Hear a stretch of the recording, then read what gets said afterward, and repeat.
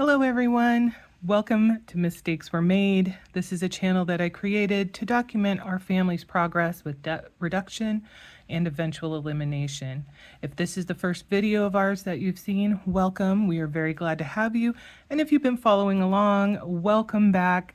I hope you enjoy what you see. So today we are going to be doing the first pay period in March recap. We're going to see how well we stuck to the budget that we created, what may be different, why, and we'll probably do a review of our calendar of money moves, as well as a review of where we are with our credit cards and other debt, just as far as it relates to this particular pay period. So for those who are new, we do our budgeting based on pay period. It is a first pay period, second pay period setup because my partner has the typical every other week paycheck and mine comes in twice a month. So just the way that those flow together, it works best for us to break the month up in half essentially. So we are looking at March 1st through March 15th, and I am going to do the little zoomy thing so we can, there we go. Hopefully that it makes this easier to read. So here we are, pretty much most of the stuff for income remains the same. We did see 1643.30 and 1977.39 for a pay. His bonus came in 92.70. The buffer rollover was 201.01. Where we do have some difference, however, is we had $48.24 for Etsy income. And I also created a new field here that I called extra debt payment rollover. And the reason I did that was for last pay period, so the 16th through the 29th of February, when we did our allocation of what was left over for the month to go between debt and savings, we ended up having $500 that we put over to my mom, the loan for my mom, and then we had $120 that we were putting to the Bank of America card. And instead of, putting that payment into play immediately, like on the 29th, we decided to tack it on to the payment that was scheduled for this pay period, the standard $225 that was going to come out. And which boosted it up to $345. So because there was going to be a delay in that money, I wanted to kind of track that just so it didn't seem like we had extra money that didn't have a place or a purpose, and just to make things a little bit more organized. I don't know if we are going to go ahead and do something similar in the future. We might. We did not do that for any extras that we had for this one, but just as an FYI, there is an additional $120 here. So if we go ahead and, since everything else is the same, we can take our $4,714.40 and just add the difference. Oh, you can't see that, which is going to be the $48.24 plus the 120, which means our total will actually be $48.82.64. Now, similarly, most of the stuff for our bills was the same. That said, and I don't know why this is happening, there are a few that are off by just a penny. And it's kind of annoying. But what can you do? The one that kind of baffles me the most is our mortgage payment, because I know when I'm putting it in, I am doing the full $875, but for whatever reason, the first one that came out as $875, but then the second one came out as $874.99. I don't know. I don't get it. but it doesn't cause any problems as far as us meeting our obligations for our loan. So it's not really worth fighting about. So we have a little bit of a difference there. For my car insurance, it's $114.33, and for his car insurance is $114.58. These do not get paid during this particular pay period, so we can go ahead and consider this the same, except we need to take 3 cents off. So instead of 0.41, it's going to be 0.38. Okay, so let's subtract from our previous total here. We're going to subtract 2217.38, which will give us 2665.26.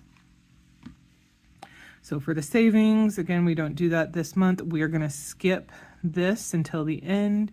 We're going to note our buffer for now with the 200. So the 200 will stick down here. We know what these numbers are, but I think it's fun to just go through the process. So now we are going to be at 2465.26. Okay, let's scooch this up.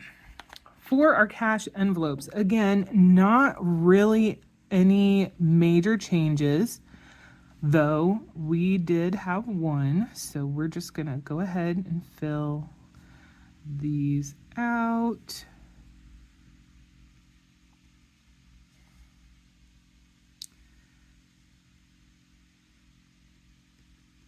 And as you can see, I did skip over grocery. We did go over our grocery budget during this pay period. So instead of the $200, $100 a week, we had 1 week where we went over by $23.83. So $223.83.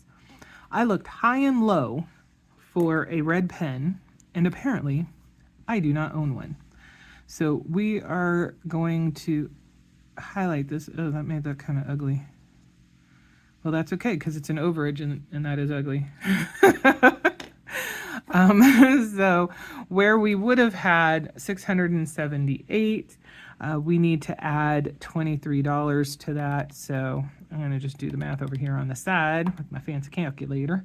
2383. So our total actually ends up being 701.83, and we can then subtract, ooh boy, the 2465.26 from that, which means we have $1,763.43. Oops, can't see me writing. And 43 cents. And then we come back over to this side. So here's what our debt payments were. This amount was what we were expecting we were going to go ahead and pay based on our debt, our leftover allocations. So there are no major changes here. We are not noting anything that has to do with our tax spending on this because this is just the budget for this pay period. Oops. This should actually be 345 because it does include that 120 that we talked about earlier.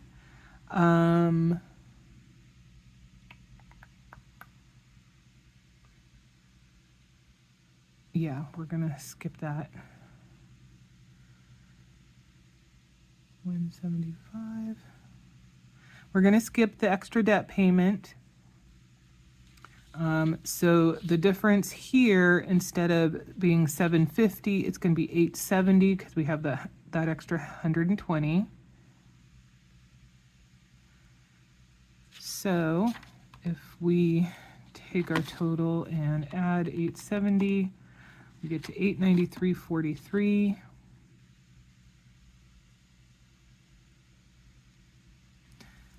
And then my allowance of is $30 for this pay period. This is another area of overage. I actually spent $32.62. So that one, we're also going to make it look ugly because, you know, overage is overage. Well, that didn't turn out quite as badly as the other one. So we can just go ahead and I'll do that over here on the side. That becomes $860.81. The $100 for our garden goal is the same. We don't have any of this stuff. So we're looking at $100 total here. And we subtract the 100 from the 860, so we ended up with $760.81. And so what that means is this amount is going to be different. So we're going to take our $760.81, subtract 75%. So that means we're going to have $100.90 or $190 to go to savings. And then we'll take the 760 and minus, 760.81 and minus the 190, which leaves us with $570. Oh my gosh, you guys can't even see that. $570 to go for debt. Now, oh, and then there's another 81 cents, and that gets put with our $200 over here. So our rollover for next pay period is $200.81. And our total up here is going to be $570. And our savings, instead of being 184, is 190. And so that brings us to a zero budget. For the debt, this 570, we were going to be putting $500 to the mom loan. But because we did have the tax refund situation, we were able to deal with that particular debt using an alternative income source. So instead, the actual final, we ended up putting $550 towards Bank of America and then $20 towards Discover. So that is where we ended up. We stayed pretty well on budget. And though we had, $24 of overage here and essentially $3 of overage here, we were still able to not only meet the expected leftover amount to go to debt, but have a little bit more. And that is in large part because we had the Etsy income come in. Etsy is very, very hit or miss for me for either of my shops. So if I have $100 a month, that's doing pretty well. So, that can be very critical, especially if we do have some overages. So that's where we are for that. Now I'm going to zoom us back because we are going to go ahead and put this away. And now we are going to look at the calendar for this month. So there really wasn't anything unexpected as far as stuff coming out, except for the fact that we did have a little bit of an extra cost for the groceries, and I had my little bit of extra spending. And that's mainly because I did not account properly for how much I had spent previously. I thought I was getting just in under the total of $30 and ended up being, almost $3 over. And I don't do my allowance in cash. I'm just doing a running total when I use my debit card. So we did note, the different payments that we had from our taxes and stuff like that. We have a few things that we already have noted for the 18th, even though today, the date that we're doing this video, well, it's 12:36 in the morning, so it is now St. Patrick's Day. But we had made payments like on the 16th, but they're rolling over onto the 18th. Yeah, everything's pretty much on par for what we were expecting, especially based on our budget. We can see here where we ended up with the credit cards, but we're going to look at that a little bit more closely in just a second.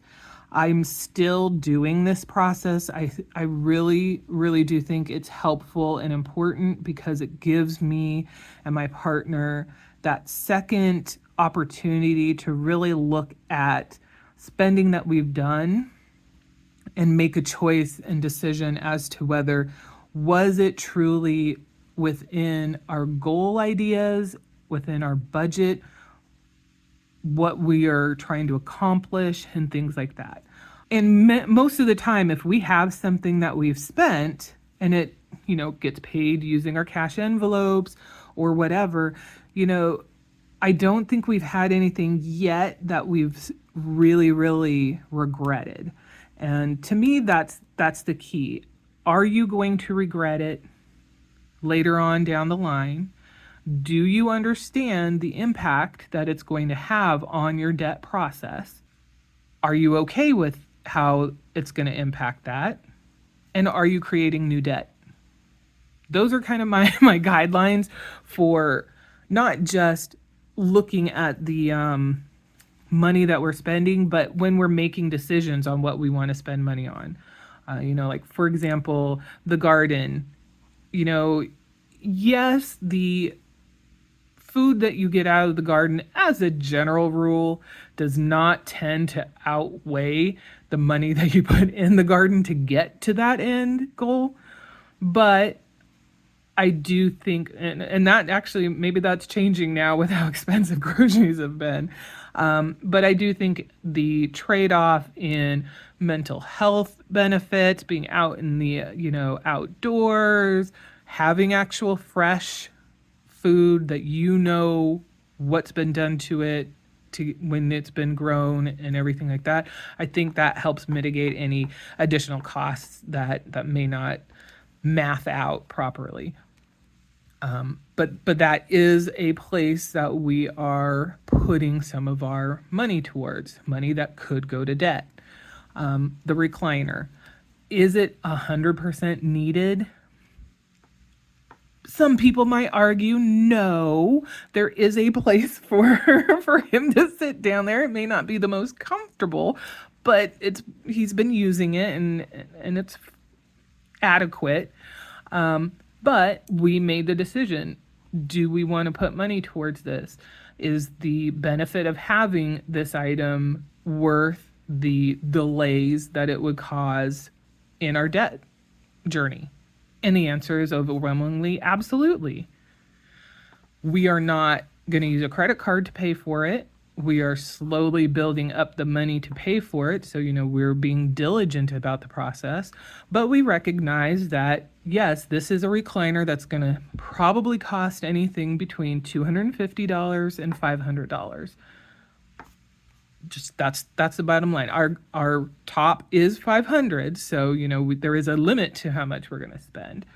But there is a range of how much it'll cost. Well, $500, even $250 would be a big jump forward on any of our debts. But again, to us, it's worth it to have that little bit of a delay in getting to the goal, because the quality of life, and I mean, we're talking about a recliner, so it's not, it's not any big thing, but still, the quality of life is important. If you are 100% miserable, but really attacking your goals, that works for some folks. It doesn't work for others. It definitely does not work for us. It's kind of like, going on a diet. You need to be able to create a new habit, but you also have to allow for things that you enjoy that taste good along the way as you're building that habit up. You need to do it in moderation, but if you eliminate it completely, at least for my experience, you find that you fall off the wagon and you fall hard. And I don't see why debt would be any different. You need to be honest with yourself and how well you can cope with the changes that you need to make. If you need to make small changes and very incrementally get there, that's fine.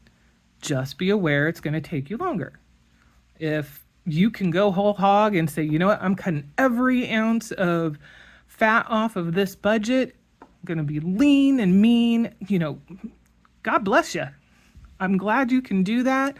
That is not for me. That is not for my family. But I have a lot of, I get impressed by folks who can do that. I do not see them as better than anybody else and anybody else's process.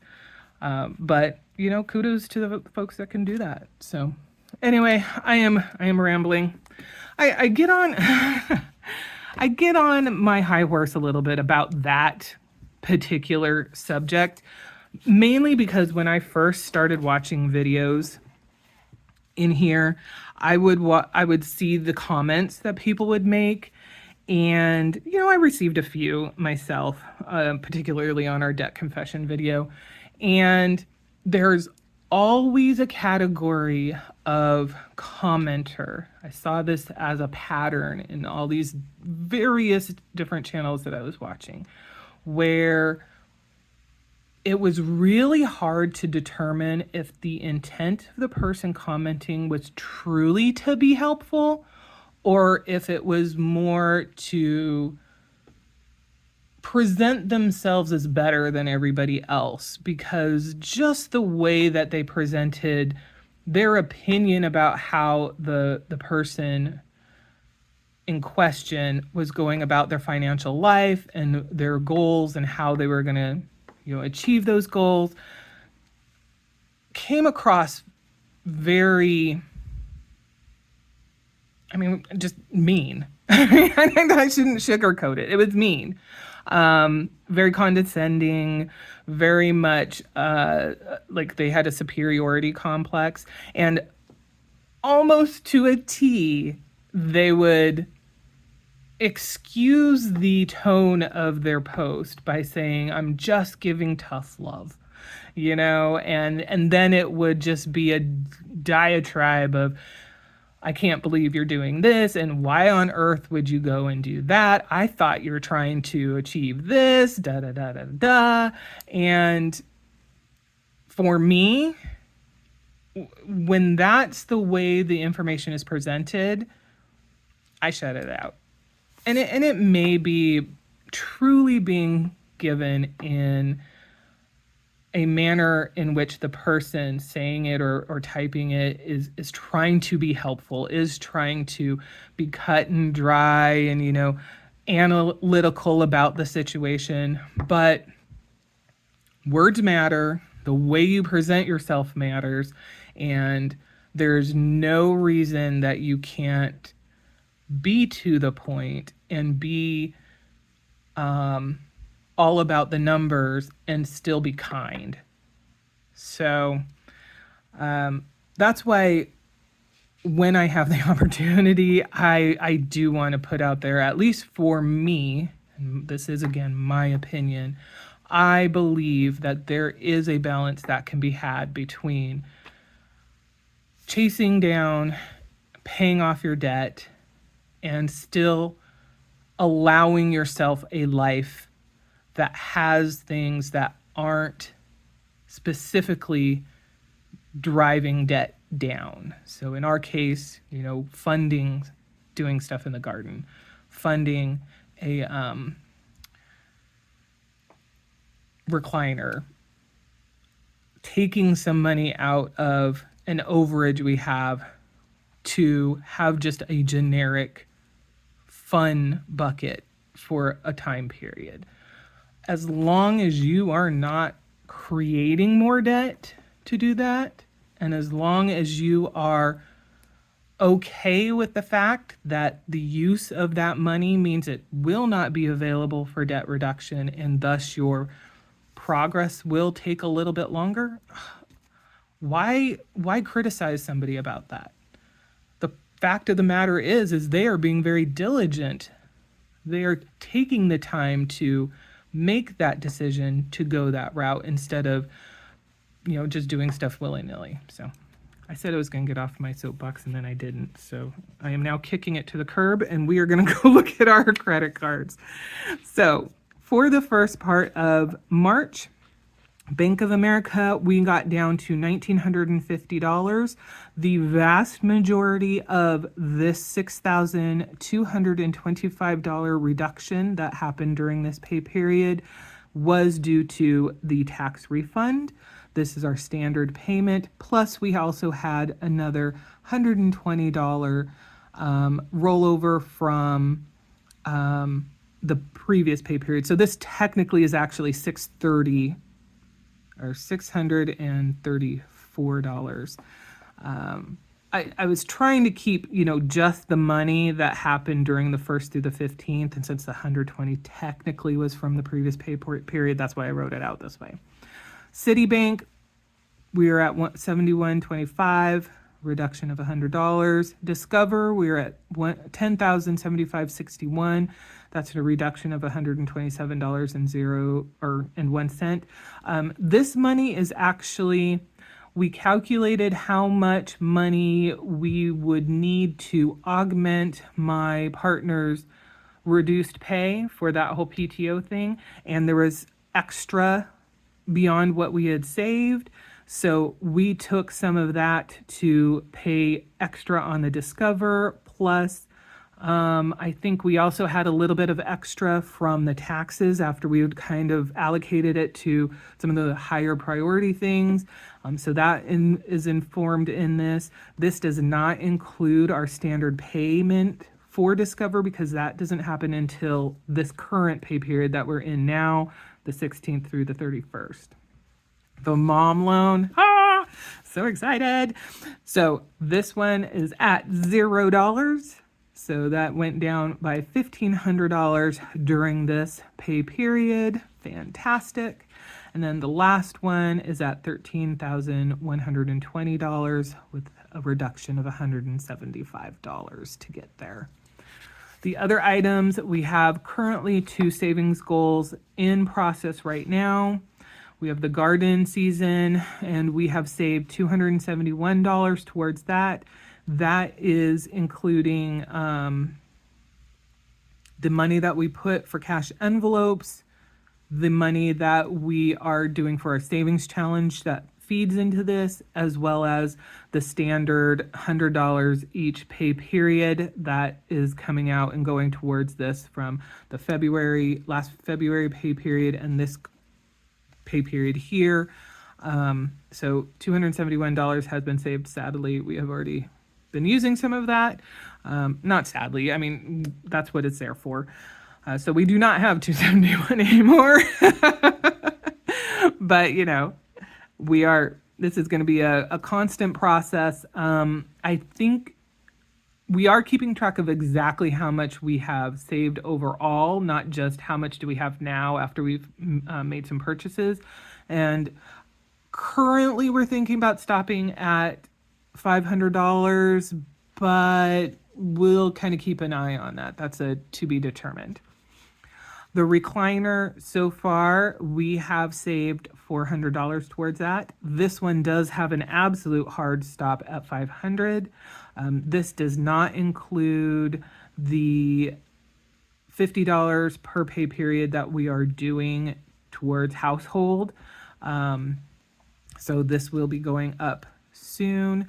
And then we'll make some decisions depending on how much money we have left over for some of our cash envelope stuffing stuff, and whether it makes sense to, instead of 100% use it to fund garden season, maybe deviate some of it towards this if it gets us up to that $500 goal.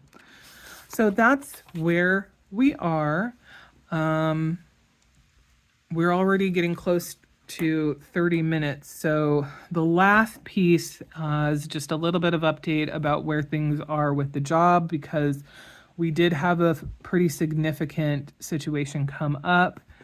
I'm pretty sure I let you guys know a little while back that my immediate boss received a job offer he could not refuse. It was a sweetheart of a deal, perfect for him, and so he has not been around since the beginning of this year. His last days were at the end of December. His boss also left at the end of December. So the two leadership folks that I've interacted with the most, my immediate boss being, we've he's been my boss for like 14 years. Not that long. Less time than that. 10 years. I think 10 years. But even still, the other level of boss, kind guy, felt very comfortable talking with him. But anyway, they're gone. So now my interaction with the leadership tends to come through their boss. And on Wednesday, they gave me a heads up that we would be seeing reductions on our team. And then on Thursday, they gave me the list. And it was down to me to have those conversations with folks to let them know, unfortunately, the layoff is happening for you. And, I'm glad I was the one to be the bearer of bad news, even though it was bad news. I think it would have been kind of cold-hearted for it to come from somebody that they don't really interact with. But it definitely wasn't easy. And as much as everybody, knows what the result is, the longer that this has gone, the easier it kind of becomes to feel like, oh, well, it seems like I'm going to be here until the absolute very end. And I'm sure that there's some folks out there who've kind of buried their heads in the sand about the situation and haven't necessarily been making preparations. But, I don't think there's anybody on our team currently, folks who have been given notice of their layoff versus folks who will still be retaining their position, that has worked for the company for less than 5 years. And we have a number of folks who are looking at 20, 25, 30. I don't know if we have any up to 35. We might. I myself, I've been working for the company for 17 years. So, even if you know that it's coming, getting that final official yes, you now have a last day, that's tough. That is really hard, and especially for folks who this has been half their life. It's a moment for tears and sadness, and you kind of go through the stages of grief because it's something that's been integral to your life for such a long period of time. I did have a few folks who said, yeah, it's sad, but it's actually kind of a bit of a relief because we have been in limbo. Overall, folks were were very, understanding, and I just felt so terrible because I don't want any of my people hurting, and no matter how much we understand it's coming, it's not a good feeling. But so that's the landscape. We essentially are cutting our team in half. Up to this point, we have been very lucky. We have not seen reductions. I think a lot of that is because the type of work we do for the company has been very needed and helpful even in this situation. But as things continue to go down the line, volumes are going to be smaller and smaller. The stuff that they would need our help with is going to get worked and no longer be around. So All that said, I don't have a specific end date for myself. For the rest of the folks, yeah, it it was a hard day on Thursday, and I have to say the fact that Friday was a gorgeous day, and then yesterday, Saturday, was an absolute beautiful day. You do not expect to see temperatures in the mid to high 60s and, you know, creeping up into the 70s and, low 70s, which is what we're expecting to see tomorrow. You don't really expect that in March.